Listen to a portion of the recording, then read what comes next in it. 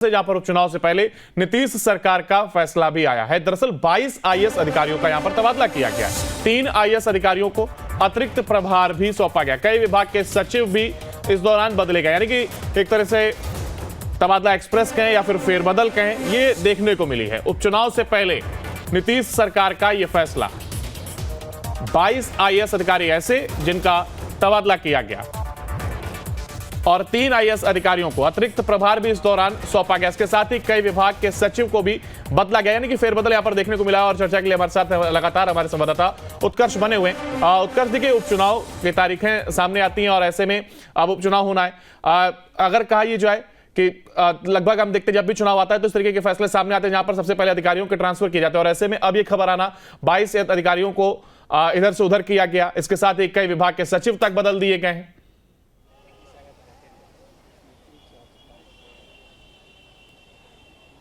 और बिल्कुल अंकुर, देखिए 22 आईएएस अधिकारियों का ट्रांसफर बीते दिन किया गया है और सामान्य प्रशासन विभाग के द्वारा ये तबादला जो किया गया है। इसके अलावा 3 ऐसे आईएएस अधिकारी हैं जिनको अतिरिक्त प्रभार दिया गया है। तो ये माना जा रहा है कि नीतीश कुमार फिर से एक्शन में, क्योंकि पहली बार कभी ऐसा हुआ है जो बिहार आईएएस कैडर के जो ऑफिसर हैं संजीव हंस, उन पर कार्रवाई हुई है ईडी की। उसके बाद नीतीश कुमार इन तमाम चीज़ों को लेकर खुद समीक्षा कर रहे हैं। अब ऐसे में 22 जो आईएएस अधिकारी हैं उनका ट्रांसफर किया गया है, तो 3 लोगों को अतिरिक्त प्रभार दिया गया। तो ये माना जा रहा है कि बिहार की राजनीति को बदलने की कोशिश है। और एक जो परसेप्शन बना था नीतीश कुमार को लेकर कि वो अधिकारियों की ज़्यादा सुनते हैं, तो लेकिन इन चीज़ों को बदलने की कोशिश अब नीतीश कुमार कर रहे हैं और इसी वजह से अधिकारियों का तबादला जो है वो किया गया है। देखिए, एक जिक्र आपने किया कि अधिकारियों को ज्यादा सुनते हैं, आरोप उन पर लगा था, लेकिन जब भी जिस तरीके के ट्रांसफर वाली बात अगर सीएम की ओर से सामने आती है तो एक सवाल शायद सभी बिहार वासियों के मन में आता होगा कि वो सुशासन बाबू वाली छवि क्या संजीव हंस के बाद से एक बार फिर से वो सुशासन बाबू वाली छवि को वापस लाना चाहते हैं और इस वजह से जो भी तमाम फैसले हैं वो लेते हुए नजर आ रहे हैं। हम आते हैं आपके दुकान में।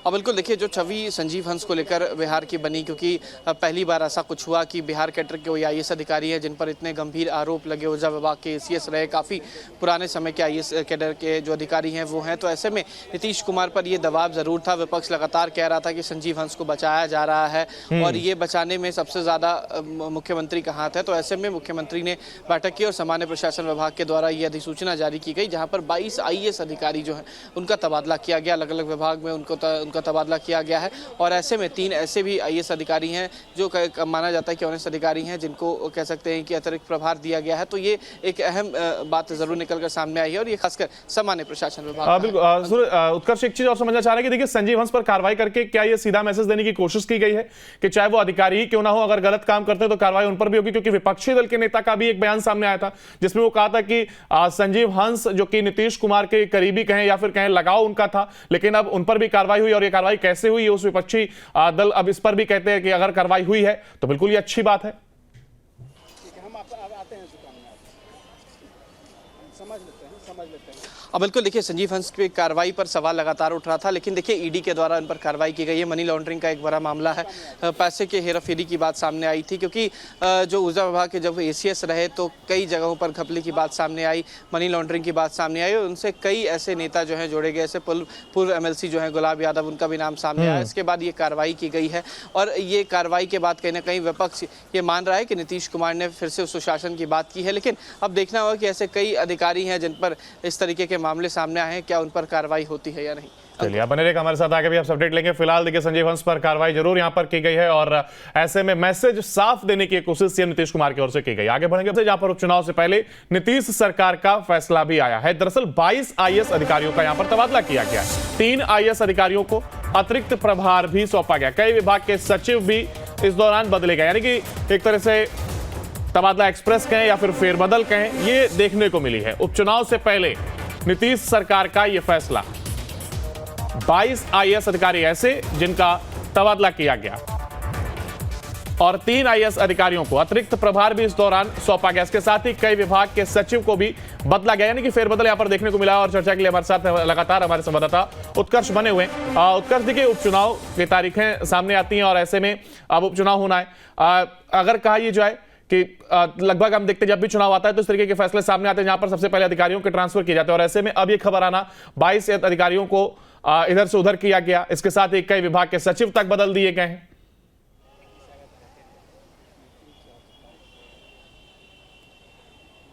और बिल्कुल अंकुर, देखिए 22 आईएएस अधिकारियों का ट्रांसफर बीते दिन किया गया है और सामान्य प्रशासन विभाग के द्वारा ये तबादला जो किया गया है। इसके अलावा 3 ऐसे आईएएस अधिकारी हैं जिनको अतिरिक्त प्रभार दिया गया है। तो ये माना जा रहा है कि नीतीश कुमार फिर से एक्शन में, क्योंकि पहली बार कभी ऐसा हुआ है जो बिहार आईएएस कैडर के जो ऑफिसर हैं संजीव हंस, उन पर कार्रवाई हुई है ईडी की। उसके बाद नीतीश कुमार इन तमाम चीज़ों को लेकर खुद समीक्षा कर रहे हैं। अब ऐसे में 22 जो आईएएस अधिकारी हैं उनका ट्रांसफर किया गया है, तो 3 लोगों को अतिरिक्त प्रभार दिया गया। तो ये माना जा रहा है कि बिहार की राजनीति को बदलने की कोशिश है। और एक जो परसेप्शन बना था नीतीश कुमार को लेकर कि वो अधिकारियों की ज़्यादा सुनते हैं, तो लेकिन इन चीज़ों को बदलने की कोशिश अब नीतीश कुमार कर रहे हैं और इसी वजह से अधिकारियों का तबादला जो है वो किया गया है।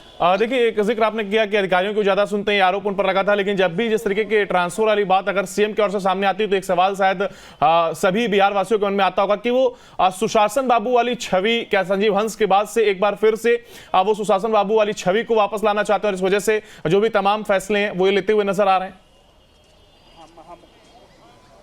हम आते हैं आपके दुकान में।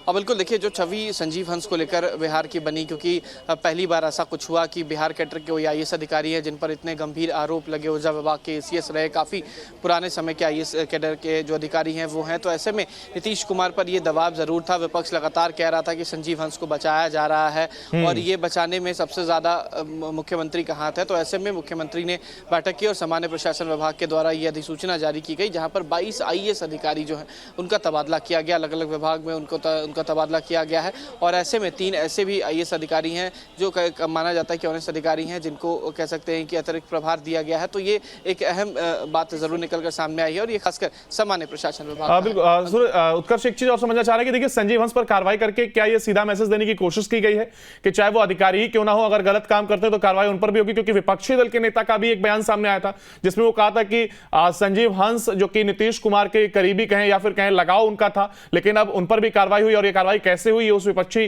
दल अब इस पर भी कहते हैं कि अगर कार्रवाई हुई है तो बिल्कुल ये अच्छी बात है। हम आते हैं दुकान में, समझ लेते हैं। अब बिल्कुल देखिए, संजीव हंस की कार्रवाई पर सवाल लगातार उठ रहा था, लेकिन देखिए ईडी के द्वारा इन पर कार्रवाई की गई है। मनी लॉन्ड्रिंग का एक बड़ा मामला है, पैसे के हेराफेरी की बात सामने आई थी, क्योंकि जो ऊर्जा विभाग के जब एसीएस रहे तो कई जगहों पर घपले की बात सामने आई, मनी लॉन्ड्रिंग की बात सामने आई और उनसे कई ऐसे नेता जो हैं जोड़े गए, ऐसे पूर्व एमएलसी जो हैं गुलाब यादव, उनका भी नाम सामने आया। इसके बाद ये कार्रवाई की गई है और ये कार्रवाई के बाद कहीं ना कहीं विपक्ष ये मान रहा है कि नीतीश कुमार ने फिर से सुशासन की बात की है। लेकिन अब देखना होगा कि ऐसे कई अधिकारी हैं जिन पर इस तरीके के मामले सामने आए हैं, क्या उन पर कार्रवाई होती है या नहीं। चलिए, आप बने रहिएगा हमारे साथ, आगे भी आप अपडेट लेंगे। फिलहाल देखिए, संजीव हंस पर कार्रवाई जरूर यहां पर की गई है और ऐसे में मैसेज साफ देने की कोशिश सीएम नीतीश कुमार की ओर से की गई। आगे बढ़ेंगे, बात छपरा की।